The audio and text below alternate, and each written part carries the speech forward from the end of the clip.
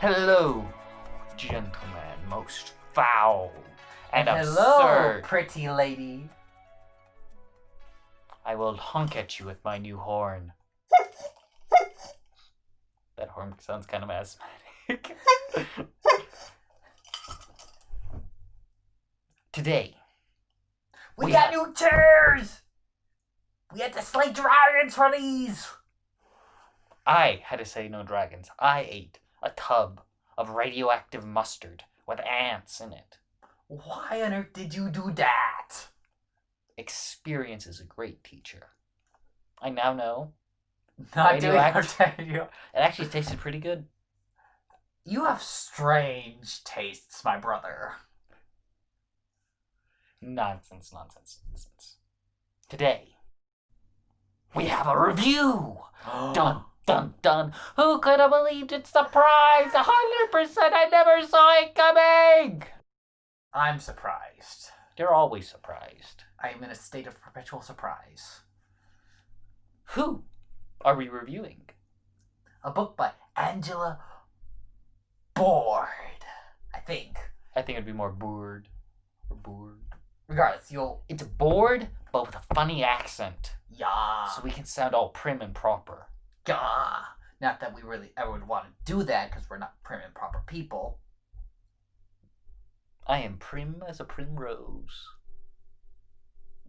If you want to be a flower, go ahead and be a flower. Why wouldn't I want to be a flower? I get lots of sunshine, I get to be colorful, I get to smell nice. You get picked and put and drowned in water. I get to be revered. I get to be put on a pedestal, another one, and just worship for 7 days or so. And then you die. I'm dying anyway. The book today is Fortune's Fool. A most foolish endeavor for the fortunate. Okay. The synopsis is as follows. A secret affair, a disfiguring punishment, a burning need for revenge. Kira de Eliente has a bad reputation and an arm made of metal. She is Cast 1/7 Terminator? Maybe more of 1/8 because of how big he is. Well, I guess that's purely by weight, but still. Yeah. So our character is a Terminator. Ooh, very cool. Cast out of the safe and luxurious world of silk to which he has been born, played as a pawn in the game of feuding houses, Kira navigates a dangerous world of mercenary spies and smugglers while disguising herself as a man. War destroyed her family and the man she loved. Vengeance is within her grasp, but is she willing to pay its price? Ooh. Ah. Spooky. Exciting. Italian. Meatballs. Right. So, I actually really like this book. I was a little bit more so-so on it. So, One of our cameras just died. Ignore it. but we need that. We need nothing but a window. Okay. Explain that. You can eat glass once. How does having a window replace our dying camera, though? Well, you'll put the window on and it doesn't perform the play 24/7. This seems like decidedly uncomfortable and a poor use of time. Yes, but it would be an experience. You and your experiences can take a hike. I have taken many hikes. They were experiences. Anyway, you are about to praise this book. So, Don't be shy now. Just because I don't like it as much as you doesn't mean you have to quiver and die like a primrose after 7 days.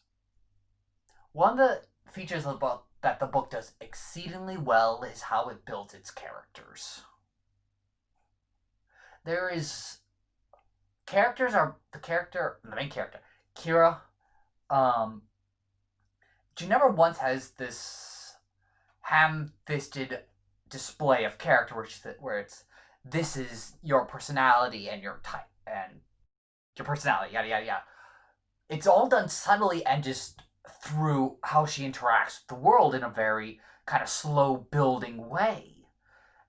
By the end of the story, it is easy to see that she is headstrong, stubborn, incredibly determined, and just a lot, perhaps a bit foolish, and a very much I go my own way type of character, without that character ever having come up and says, here's a headstrong, stubborn girl. I would agree that the characterization, mostly just for the two main characters, Right. is generally pretty good. Like you said, it's not overt, it's just they are consistent, and they don't. And while I do like the occasional displays of characters, and the book does have them, they're not huge and in your face, the author telling you this is this person's character. Something, and this is probably one of my larger concerns with qualms, rather, with the book, is the entire flashback sequence. A good 30 to 40% of the book is a flash. It's half of the book is a flashback sequence. But my issue with it is from the first chapter, you know how the flashback sequence ends. Not even just how it ends, you know 75% of what happens in it.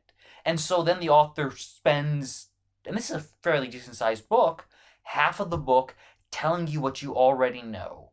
But there's no revelations, there's no mystery, there's not even a huge amount of really interesting character interaction, because Kira is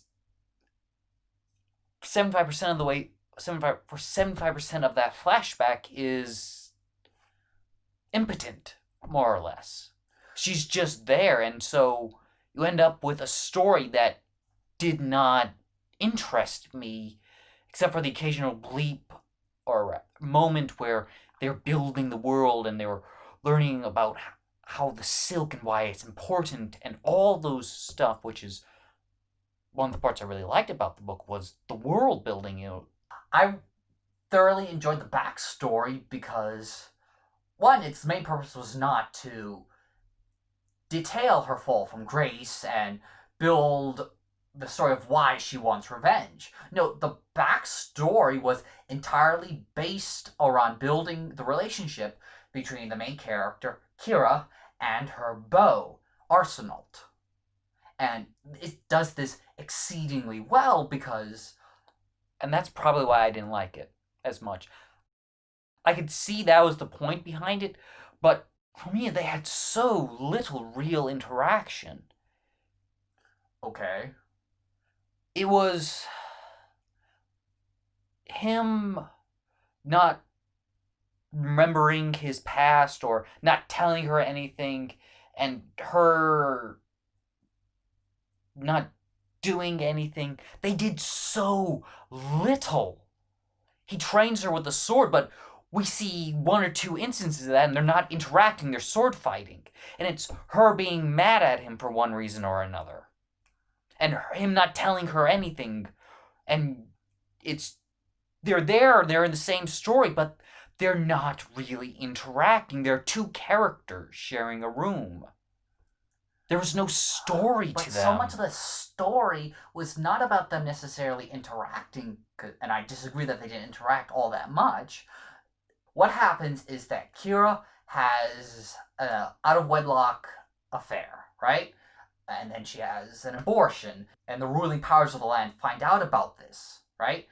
And so her punishment is that she is stripped of her royal titles, or her highborn titles, and then her arm is cut off. So as a way to be cut down to the absolute lowest point you can go, that is pretty significant. You are not just from riches to rags, you are turned into a dependent that you cannot climb from you cannot rise from in an easy way.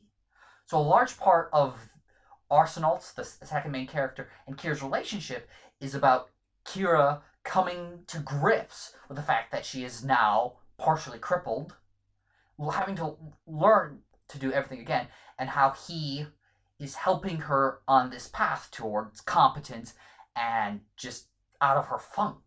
Because obviously, if you lost your arm, you would be thoroughly depressed for a couple months or so, at the very least. And 75% of that journey happens off screen.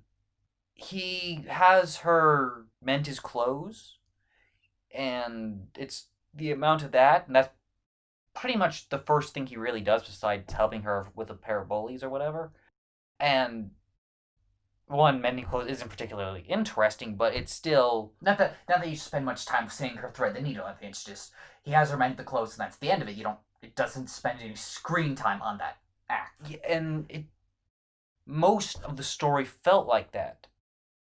Any important evolution or action she could take, and she doesn't take a whole lot of them of her own volition, throughout that part of the story happens off screen.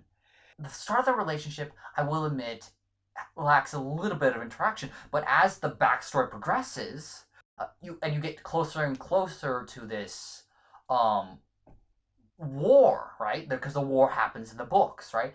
And tensions are mounting, and there's just these relationships that really develop and force interactions, not only between Arsenault and Kira, but also Arsenault and the characters around Kira. But they're interacting with that. It's in her head. She has the dialogue of whether or not he's a traitor or whether or not he's meant to protect her or all that. But she never confronts him with him. They never discuss it. They do it. Just he always dodges the question. And exactly. But that she has a level of interaction he does not. But that is an interaction because the book she's it's asking an interaction questions by not interacting. Yes, you need to have two pieces. She's slamming her head against a wall, and you're saying they're interacting. Because that's interacting. Because it's not her slamming against the wall; it's her slamming against him, and Arsenault saying, "I don't want to tell you," which is building into the mystery and the curiosity that I had for Arsenault and his past. Hokum pokum. And she gets actively aggravated by him not telling her anything. And that goes back to them.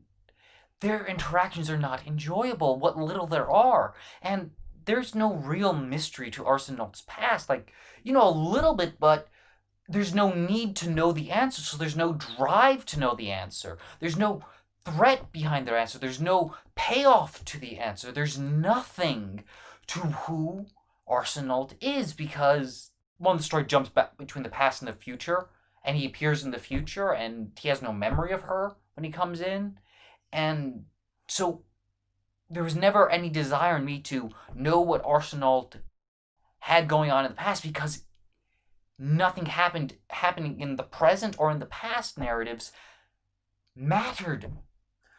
I will admit that Arsenault's story arc had no payoff whatsoever. It didn't build to anything. There was a small revelation, and they kind of explained why he didn't tell her anything. And I think that is sort of like there was no build up to anything, or if there was, it just the build up never resulted in anything. Because I was interested in hearing the minutia of his situation. Perhaps my only major complaint about the book, right, is the world building, or I should say, how it was gone about. You are dropped into the middle of the world, and everything has a different name than what it should be. You have a basic soldier, but they renamed the soldier to something, and so there was that learning. Gavros or something. Gavros, and so there was that learning curve, but not just for soldiers. It was half the terms in the book were new, and that, for me, stymied my enjoyment of the book. And not only that, but they introduced various families and various lands, but I had absolutely no idea. There is a certain level of crash course going on. But no, there's no crash course. It doesn't tell you anything about these families. They mention several families throughout the story, right? But you only know two families at any degree, and that's the Aliente family, who is the producers of Burgundy silk. And then you have the rival the prince. And they are not necessarily given in designation either. They are regulated to the fact that they are the enemy family. And so apart from these two, you have a bevy of names and countries and just terms that are never thoroughly explained or given a definition of. And so it leaves me this kind of flailing nebulousness of I don't really understand what's going on. Beyond it is a kind of distant that these are just families out in the... There was a certain level of confusion, but I was able to adapt to the various names fairly quickly. A couple of them, yes, and... It's fantasy. People can get used to it. Or they're all wusses and cowards. And poltroons. And lampshades. And crooked hats. Who are we talking about? I forgot. The people who can't adapt to weird names. Okay. Like somebody in this room who isn't me. I stare at you with wide eyes in accusation. I am very accused. It's terrible. You're very accused. Good. You may consume. Long books frequently have this getting started period. Right? Where it takes... frequently the term I use is takes about half the book for the book to get started. Fortune's Fools, conversely, actually did not have this. The plot and the story for me, and the kind of setup period, was done almost instantly, which I thoroughly enjoyed. And you might kind of attribute the extensive backstory as part of the setup period, but I don't, because I feel that's just part of the story taking place. It's not just setting up the world and arranging the various pieces. Another thing I liked is I did like the political atmosphere of the book. Oh, that was... The manipulations and the games of the various houses, they came across really well. Right, so there's this scene where her and Arsenault, who's the second main character, are standing on a balcony, and he asked her a question about, why can't you do this? And she responds, and he looks at her shocked, and she says, welcome to Eteria, or whatever, the Eterian. And it beautifully encapsulates the culture of this land that they're in. So the culture of the land, which is political and very backstabbing, rule-bound, comes across beautifully. Yeah, and I also enjoyed the inclusion of guns and the way they are implemented through. It's one of those stories where guns are included as a fairly new invention, and they're given the weight they deserve. Because when guns obviously were first introduced, they were an incredibly potent weapon, and this story, they are an incredibly potent advantage for those who can claim it. And I really enjoyed that aspect. More so is that, as the story takes great care to display just how rare guns still are, guns adopt a mythical quality to them that's really enjoyable. So the gun aspect, the first 5 chapters is about her trying to acquire a gun, and she goes through somewhat legal means to worse and more criminal methods. And then she proceeds to not use the gun ever. No. It's like she maybe uses it once. No, she doesn't. She never fires the gun, but she does use the gun because she waves it around, threatens people, takes some noble son captive. I did the prince's son joining their group. That was my favorite part of the story. He added such a good counterbalance to all the other characters. Mm-hmm. And he had the most character development of anyone there. Short of Kira in the past, but even...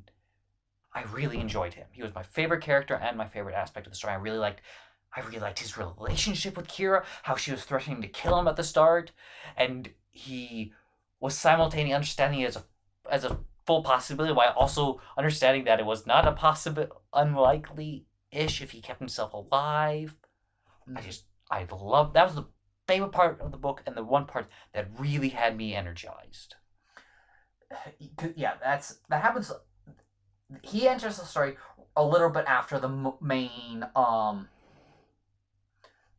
history sections have run their course. And this is much like my brother. I also thoroughly enjoyed this thing, but at the same time, he gives you a beautiful glimpse into the mindset of the primary antagonist, which is the ruler of the combative antagonistic house. Mm-hmm. And as you have three characters here, right?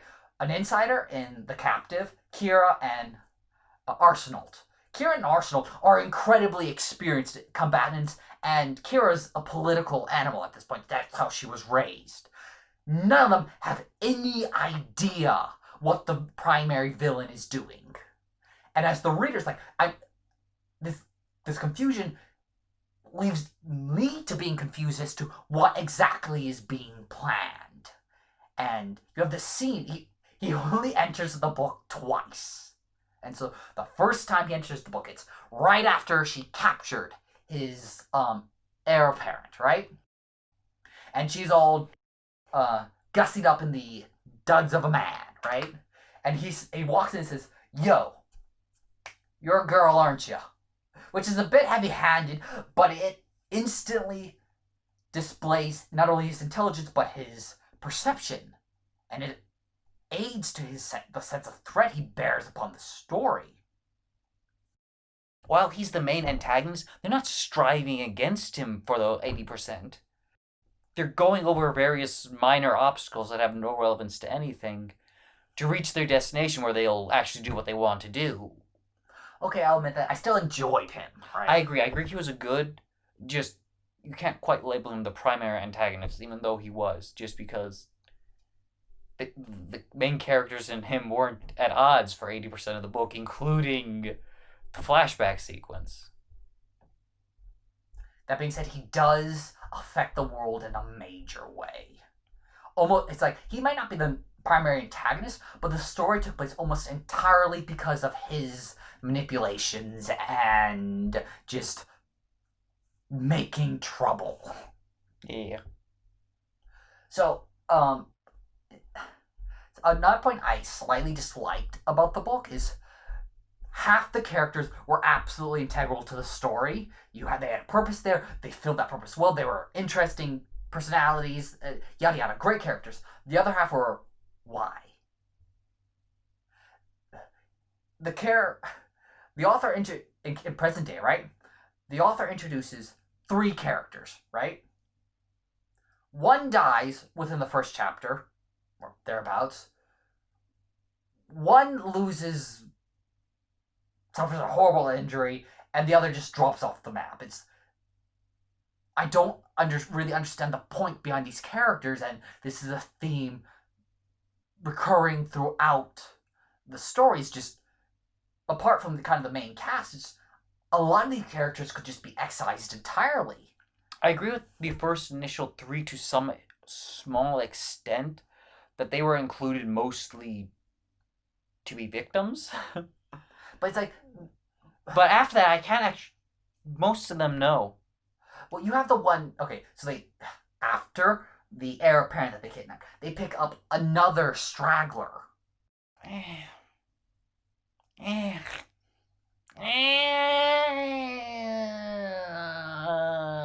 I'll give you 43.7% of an accuracy. I'll take what I can get. I just took off another percent. Well, I guess I should. And then you have Labardin, right? Who had a great deal of a presence and purpose in Kira's past. But the moment you get to present day, it's like he does nothing for the story. That's why I go back to, I mentioned about imbalanced build-up and setup for most of the book. He has a lot of setup time, but there's no real payoff for it. And he was one of the characters I actually found most interesting. I agree. Because he sat in a conflicted, and back to the characterization, a lot of the characters, you can't put in these neat little boxes about where they are, who their loyalties are, etc. And that was one of the enjoyable parts about the book. And almost all the main characters benefited from that trait. Mm-hmm. But again, A lot of setup for him, and it's not that he doesn't do anything at the end, it's that what he does at the end has no relevance to what he was doing at the start of the book. Or through all the setup and introduction phase of his character. The author could have literally killed him in the past and not affected the present at all. Yeah. There is now a lot of this might be mitigated by the fact that this is just the first book of the series, and so these characters are going to develop further, and they might have roles in book 2 and 3. But as book 1 stands, almost half the cast feels unnecessary to me. Any other general points? Worthwhile discussion topics? Things to keep me from falling asleep because I'm already dead? I'm afraid not. Okay. Final rating and Doom points. 4 Doom points. Not exactly how I wanted to go about it. I forgot to go about it the correct way, which is an absolute travesty. You are an absolute travesty. And a tragedy. And a Jeep. Okay. Well, I'm going to drive away from this conversation real fast. I would have given it about 3.5 stars. Because one thing we did forget about is that the prose is actually pretty good. The prose is absolutely excellent. Okay. Toodaloo, we're gone, we're out. We're sailing ships, riding crocodiles, putting gators on craters. Poor gators. And the craters are in waders. How do you... We're out!